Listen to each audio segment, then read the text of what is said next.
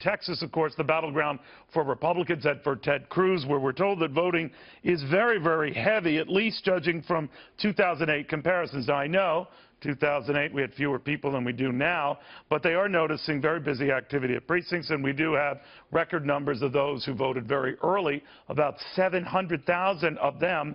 Of course, those votes being tallied thought to be beneficial to Ted Cruz. There's simply no way of knowing. But when I did catch up with Senator Cruz, I did get into how important winning his state was. Not surprisingly, very. Take a look. Well, listen, I think where we're going to be late tonight is two candidates are going to have a whole bunch of delegates.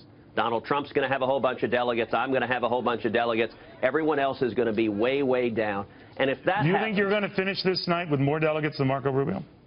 By a large margin. I think it is clear that there's going to be a big difference. I know this would stun you, but his people think they're going to have more delegates than you.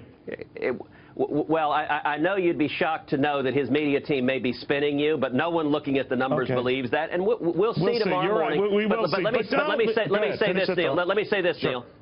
Any candidate who wakes up tomorrow morning who has not won a single state after 15 states have voted, who has an inconsequential number of delegates, needs to start thinking very, very seriously about if there's a path. Because Are you talking about John Kasich and Ben Carson, that they should step out? I'm talking about any candidate who wakes up tomorrow morning having won 0 states and having an inconsequential number of delegates. So if Rubio is in that, no, be clear. You're saying if Rubio's in that position, Ben Carson's in that position, John Kasich's in that position, they should all quit? And let's be clear, Neil, I'm saying if I'm in that position, any candidate who's won 0 states and has an inconsequential number of delegates... You've won a state. You've won Iowa. Should look at coming together. So you're saying if you don't win Texas tonight, you should quit? I think any candidate who can't win their home state has a real problem. I believe we are likely to win Texas. But if you don't, you would drop out. Is down 20 points in Florida. If you don't, you would drop out.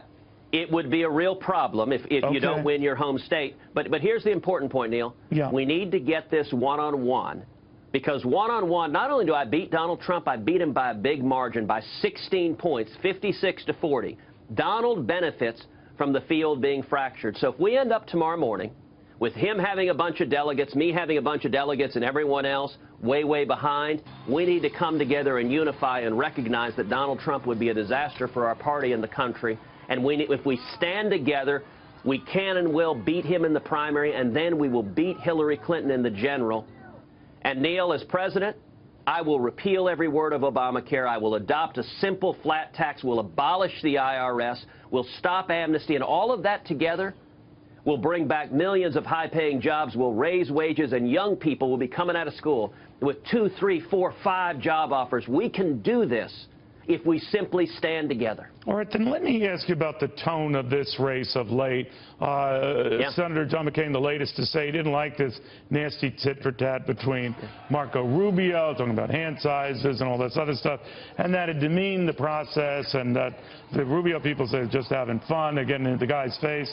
You've opted not to get into the personal stuff, but if it appears that Senator Rubio has enjoyed larger crowds as a result from the debate and at consequential meetings and gatherings, and that translates into votes, will you regret that you didn't return similar fire with Donald Trump? Listen, Neil, I don't remotely regret taking a tone that reflects what the voters deserve, following a path of taking the high road. From the day one when we launched this campaign, we resolved to follow the highest standards of integrity.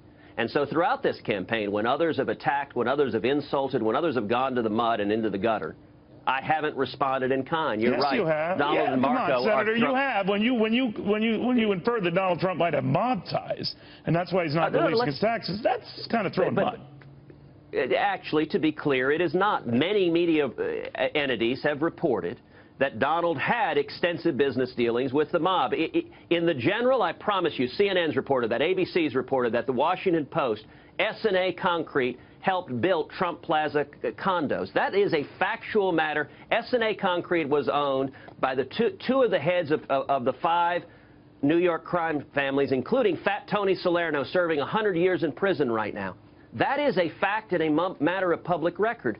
I'm not insulting anyone's character when I point out to the fact that he had business dealings with the mob, and maybe the reason he doesn't want to show his taxes is the business dealings are more extensive than has been reported. Listen, it is not a surprise to anyone watching this that the mainstream media right now is treating Donald with kid gloves. They want Donald to be the nominee because the Democrats and the media recognize they can destroy him in the general election. I promise you, September, October, you're going to be hearing all about these mob ties. I don't want to talk about him now. If he did become the nominee, Senator, could you support it? Because folks like Ben Sasse, your colleague in the Senate, could not and would not. What do you think?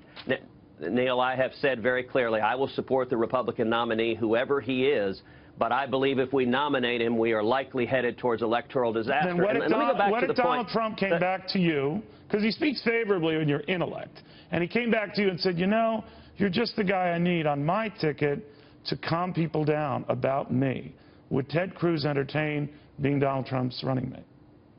Listen, I am running to be president. I believe we are going to have a great night tonight on Super Tuesday and that we're going to win the nomination, that we're the only campaign that can beat Donald Trump. Being a running mate? I am not interested in being anyone's running mate.